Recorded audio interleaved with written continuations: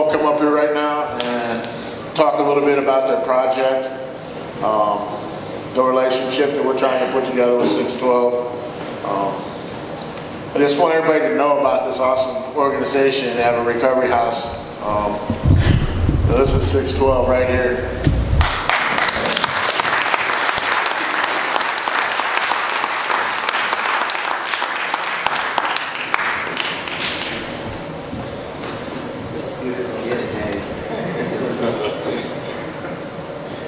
Hey, it's good to be here. My name is David Hirschberger. Paul and Mick are brothers, and they have their Christmas gathering, so I'm just kind of the PR person, but that's why they're not here today. They're having a Christmas party, so everybody has to do that this time of year. We're level 3 rehab house. We usually have 13 to 15 guys there. 4-step program.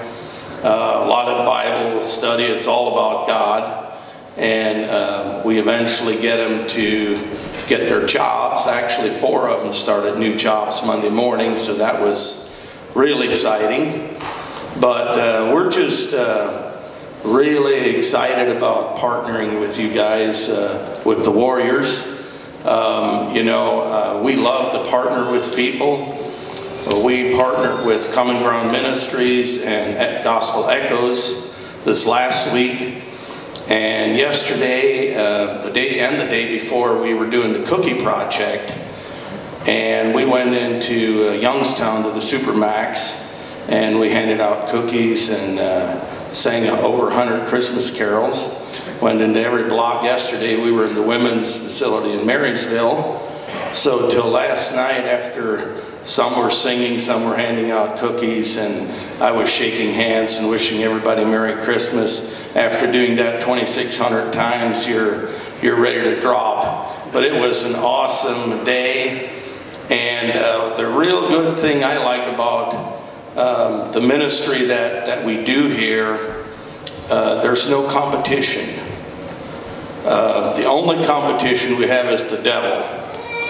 And I think that's what's just so awesome. We all have our specialties that we do, and I just am really excited about, Tiny was telling us something about we might do a Christmas stocking project. And in our community, a lot of people want to help, but they don't know what to do. So we're going to try and spin that up as soon as we can to get people involved, get them out of their comfort zone, because when we get to heaven, there's not going to be a separate room for the Amish or the Mennonite or the Warriors even. We're all going to be together as brothers, and that's the way it works around our house. We look out for each other, and we operate so much the same as you guys. We look out for each other, and we work as a team, and so just, again, I'm so excited to partner with you guys. So thank you very much for taking us up and just making us feel at home.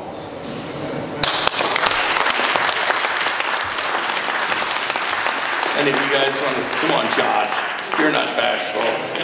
This is the guy that keeps the place alive. Here you go, Mike, share it. Somebody wants to hear. Wolverine's out here. Wolverine's right here. Yeah, my name's Josh. I came into the program like 3 months ago in late August.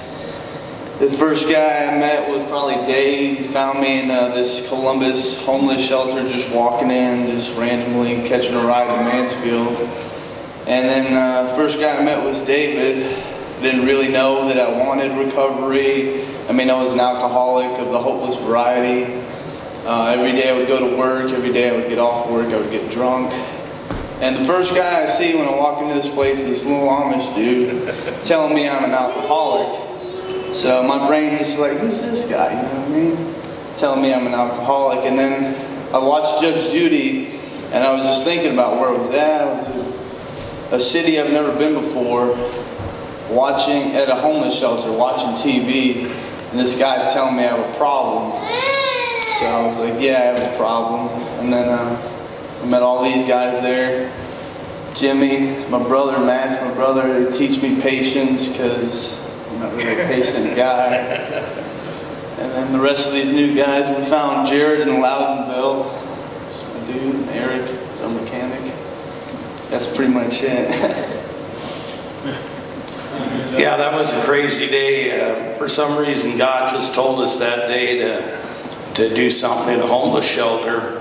And so my brother has the bakery down there at Hirschberger Farm Market, so we went down there and got a bunch of cookies, and something about it, we tried to bribe the guys with cookies or pies or turkeys or something to get a way to get to talk to him. So we took a bunch of cookies down there, and I still remember Josh coming in there, and you could see he was scared, and I heard him tell the girl in there, "Boy, I don't know how to do this. This is my first time here." And I thought, yes, Lord, now I know why you wanted us to stop here. And I was telling him, starting to talk to him and witness to him, and he said, "I don't have a problem." I said, "Why are you here at a homeless shelter if you don't have a problem?" So God just works in mysterious ways, I'll tell you, and a lot of they all have their story. So does anybody else? Jared, you want to, I always call him Jared. He gets so mad. Brandon, you want to share anything? Anybody else? Jimmy. Come on, Jimmy. Here's my brother, Jimmy.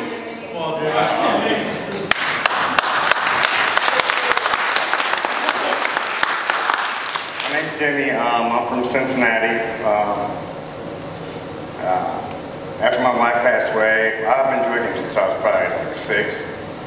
I've been on drugs for 7 years, but I never quit drinking. When she passed away, I was drinking a couple liters of vodka a day. I was down in Cincinnati living on the streets, homeless. Well, I left home to drink. My kids wouldn't let me drink. So I was down there, I was dying. I was getting sick. Waking up in the hospital, one day I woke up 3 days later on life support. And all I could think of was to get the tube out of me so I could get a pint. I didn't care anymore. And then it got so bad, I'm sitting there praying to God. I kind of wanted to die, but I still have my oldest 2 kids, and I have a 6-year-old little girl that I had with my past wife, and I'm praying, and I didn't know what to do, and this lady comes down on 3rd Street in Cincinnati, come down to feed me. She always came down to feed me, give me clothes. There's angels out there.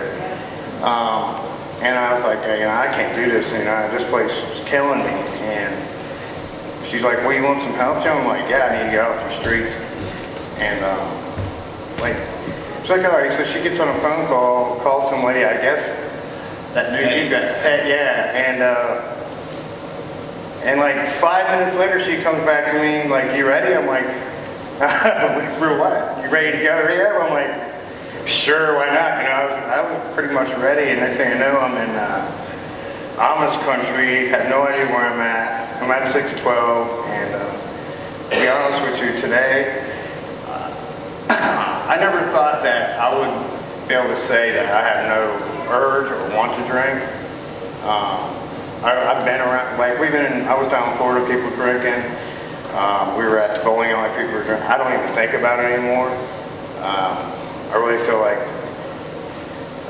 my life's changed. God's changed me. I feel like I have a lot of hope now. I'm not a good speaker, but 612's done so much for me. I just started a job at Alpine Heating and Cooling. I love it. I love all these guys. Dave, it's great. You guys are awesome. I'm glad that I got to meet and hang out with you guys. And we just get out there and keep helping people. Thank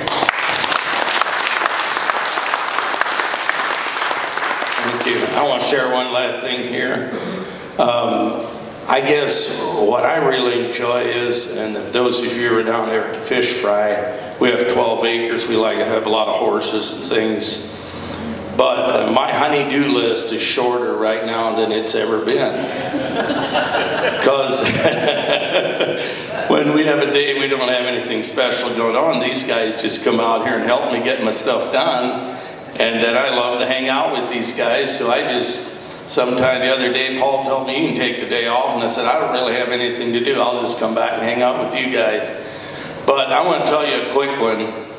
A couple weeks ago on a Saturday, we were out there all day doing things, and I have a little John Deere riding tractor. We don't use the riding mower, so I just took the mower off, and I just have it around there. My wife runs around doing the garden and stuff. But that thing was smoking and didn't run. And Eric and Brandon said, you want us to fix it? I said, sure. So they had it in the backyard, put down a blanket and had that thing all tore to pieces. And I have to admit, I thought, you guys are crazy. Anybody can take it apart, but who's going to put it back together? So I told them, I said, if you guys put this thing back together and it actually runs, we'll go out to eat wherever you guys want to go. And yes, we ate at Endless Shrimp and Red Lobster that night, and we had an awesome time. There's more to that story, right, Brandon?